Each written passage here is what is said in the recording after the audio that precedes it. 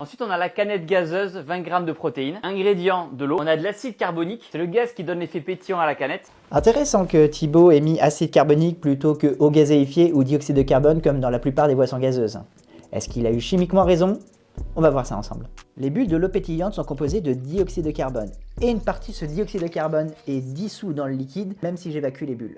Si j'ajoute un indicateur coloré de pH, je vais voir que la solution est acide, car le dioxyde de carbone peut réagir avec l'eau pour former de l'acide carbonique capable de libérer des ions hydrogène. Si je rajoute l'opposé d'un acide qu'on appelle une base, cet indicateur devient bleu.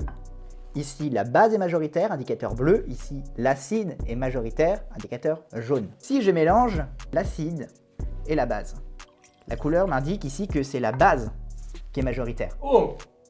Ah tiens, c'est maintenant l'acide qui est majoritaire? Il se passe quelque chose de bizarre.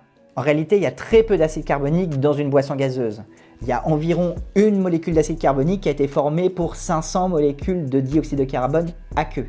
Et second point, la formation d'acide carbonique à partir de dioxyde de carbone aqueux est très lente, d'autant plus si la boisson est froide. D'où le décalage. Au départ, en ajoutant la base, je suis passé au bleu parce qu'il y avait très peu d'acide carbonique présent initialement. Il a été neutralisé, réactif limitant. Puis peu à peu, du dioxyde de carbone aqueux encore présent dans la boisson s'est transformé en acide carbonique.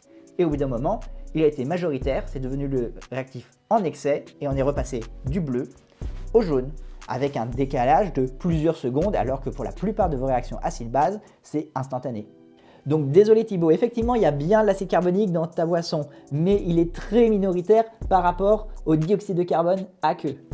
Et en plus, il faudrait plutôt mettre ton acide carbonique tout à la fin de ta liste des ingrédients, parce que c'est un composé minoritaire. À bientôt pour plus de chimie dans votre vie.